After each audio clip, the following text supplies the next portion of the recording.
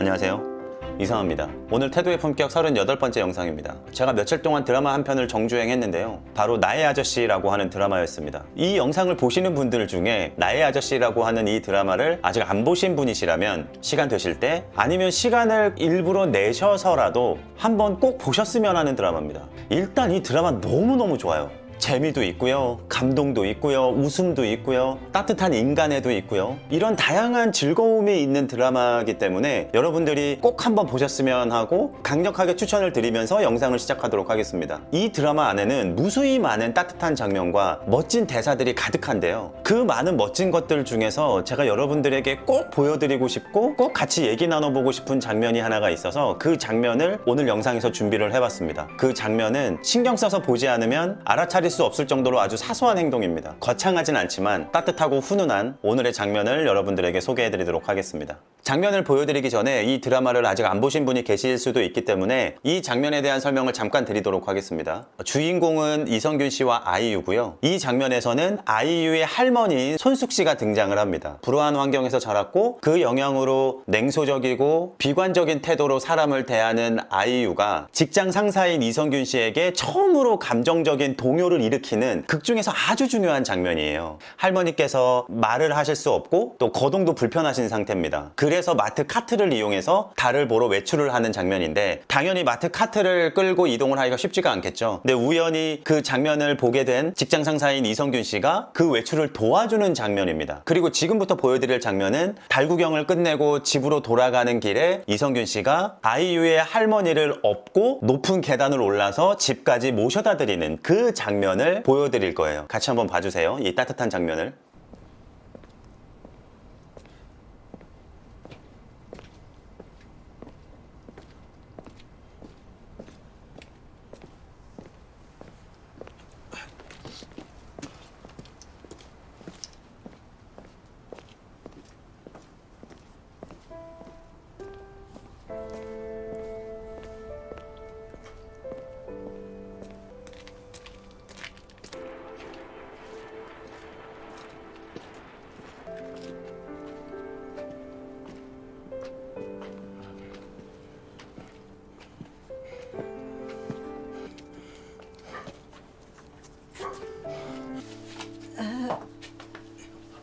자, 어떠세요? 사실은 이 드라마를 전체적으로 보는 와중에 이 장면을 봐야만 이 장면이 얼마나 뭉클하고 얼마나 따뜻한 장면인지 더 느낄 수가 있으실 텐데, 상대적으로 신체적으로 건강한 이성균 씨가 몸이 불편한 어르신인 손숙 씨를 업어서 높은 곳에 위치해 있는 집까지 모셔다 드리는 이 장면만으로도 저는 굉장히 따뜻하고 훈훈한 장면이라고 생각을 해요. 그런데 제가 이 장면을 여러분들한테 보여드리는 이유는 그 이유만은 아닙니다. 그래서 이 장면을 다시 한번 보여드릴 건데, 이번에는 이 장면을 보실 때 이성균 씨의 등에 엎여있는 손숙 씨의 손을 한번 유심히 봐주셨으면 좋겠어요. 그 손숙 씨의 손을 보고 난 이후에 오늘 제가 여러분들에게 드릴, 우리가 같이 한번 생각해봐야 할 그 이야기를 들려드리도록 하겠습니다.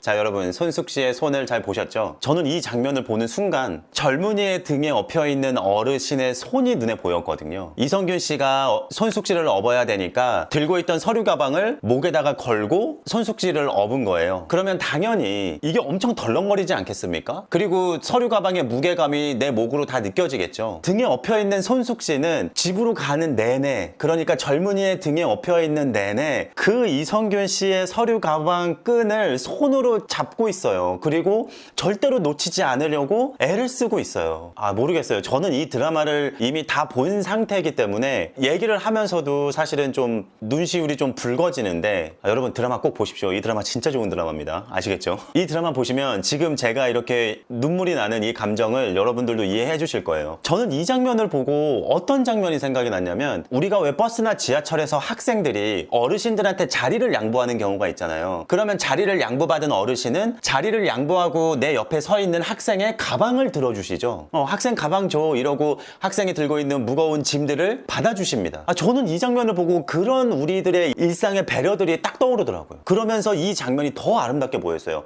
모르겠어요. 이 손숙 씨의 저 행동을 손숙 씨가 애드립으로 하신 건지 아니면 연출된 건지는 모르겠어요. 저는 이 드라마에서 이 장면에서 이런 디테일을 보여줬다는 것 자체만으로도 저는 이 드라마를 너무 칭찬하고 싶은 거예요. 특히나 매너와 배려와 에티켓과 인성, 사람 사이의 관계, 타인에 대한 애정 이런 주제를 강의하고 교육하는 제 입장에서는 이 장면이 드라마에 담겨 있다는 것 자체가 너무너무 감사하고 너무너무 감동적으로 느껴지는 거예요. 이 장면은 호의를 주고받는 가장 아름다운 장면이라고 제가 자신 있게 말할 수 있어요. 우리가 보통 호의가 계속되면 권리인 줄 안다 이런 표현도 있잖아요. 우리가 일상에서 누군가가 나에게 베풀어주는 호의를 어떻게 받으면서 살아가고 있는가를 저는 돌아봐야 된다고 생각을 해요. 이 세상에 당연한 호의라는 건 없어요. 이 세상에 당연한 건 없어요. 이 세상에 나한테 그 호의를 베풀어야 할 의무도 없고 강제성도 없다고요. 그럼에도 불구하고 이 사람은 나를 위해서 어떤 수고로움을 감수해주고 있는 거거든요. 그렇게 생각한다면 손숙 씨가 이성균 씨의 목에 걸린 이 무거운 서류 가방을 어떻게든 잡으려고 하는 이 손짓들, 그리고 나에게 자리를 양보해준 학생의 무거운 가방, 무거운 짐을 들어주려고 하는 그 마음들, 아니 몸 불편한 어르신을 젊은이가 업어주는 걸 가지고 그 당연한 걸 가지고 뭘 그런 거 가지고 생색을 내냐 이렇게 말씀하시는 분이 계실 수도 있어요. 일상에서 여러분들이 만나보셨을 수도 있을 거예요. 저 역시도 건강한 젊은이들이 연로하신 어르신들을 배려해야 한다고 생각하는 사람이고 그렇게 교육하는 사람이에요. 하지만 그게 강요가 돼선 절대 안 된다고요. 젊은이들을 향한 그런 강요들이 오히려 젊은이들이 배려심 혹은 매너 있는 행동에 대해서 반감을 가지게 할 수도 있기 때문에 그래요. 여러분, 매너에는 주체와 객체가 있을 수밖에 없어요. 매너를 하는 사람과 매너를 받는 사람이 존재할 수밖에 없다는 얘기죠. 매너를 하는 사람도 중요하지만 매너를 받는 사람도 중요해요. 누군가의 호의를 어떤 형태로 받는지도 우리 사회의 매너의 양을 결정짓는 중요한 요소가 된다는 걸 꼭 잊지 않으셨으면 좋겠어요. 젊은이가 베풀어주는 호의에 진심으로 고마워하고 때로는 미안해하면서 받으시는 어르신들이 계세요. 반면에 그게 당연한 거라고 생각하고 감사의 인사조차도 생략하시는 어르신들도 계신다고요. 여러분들이 그 호의를 베푸는 입장이라고 생각을 해보세요. 내가 하지 않아도 되는 수고로움을 애써 감수해가면서 호의를 베풀었는데 그 짧은 감사의 말 한마디 없이 그냥 차가운 모습으로 그 상황을 끝내버린다. 그럼 다음번에 또 할 수 있겠어요? 물론 착한 마음을 가진 친구들은 또 하겠죠. 그거와 상관없이. 하지만 사람 마음이라는 게 아무리 좋은 마음으로 호의를 베풀었어도 그런 반응을 받는다면 서운한 마음이 드는 건 당연한 거예요. 여러분들도 그러실 거잖아요.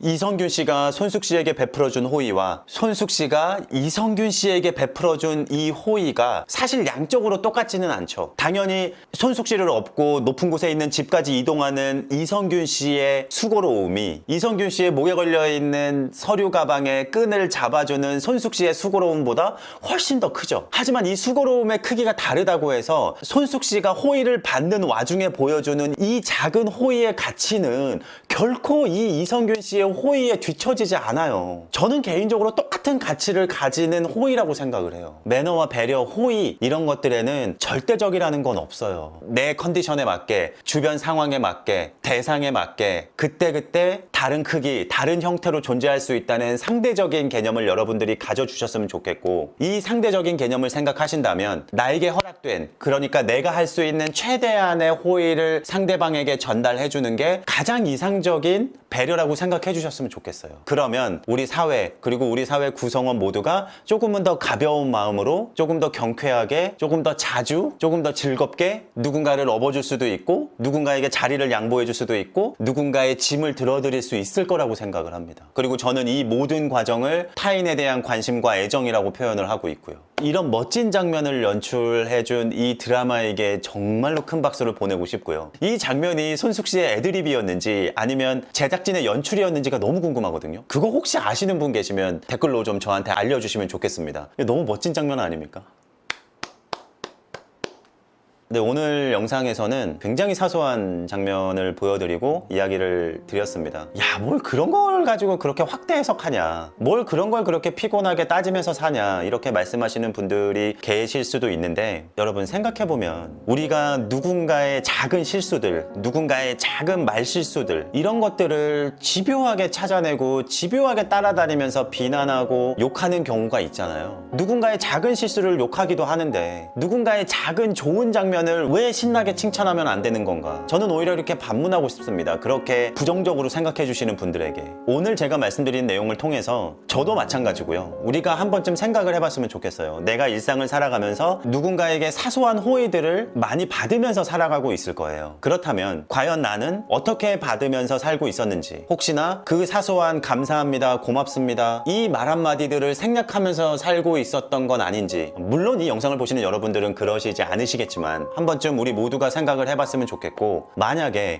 내가 그런 말들을 안 하고 살고 있었구나 라고 생각이 드시는 분들이 계실 수도 있어요. 여러분들이 절대 잘못하신 게 아니라는 거 꼭 말씀드립니다. 여러분들이 일부러 그런 말을 생략하신 게 아니라 아마 미처 생각하지 못한 부분이었기 때문에 안 한 게 아니라 못 하셨던 걸 거예요. 그러니까 여태까지 내가 그렇게 하고 살지 못했다고 하더라도 너무 자책은 하지 마시고, 앞으로 그런 호의들을 만났을 때 웃으면서 고맙습니다, 감사합니다 라는 표현을 건네보시기를 권유해드립니다. 오늘 영상도 봐주셔서 너무 감사하고요. 날씨가 무덥습니다. 여러분들 건강 조심하시고 식사도 거르지 마시고 꼬박꼬박 잘 챙겨서 하시고요. 하루하루 즐겁게 매너하시다가 저는 다음번 영상에서 또 찾아뵙도록 하겠습니다. 지금까지 이상화였습니다. 감사합니다.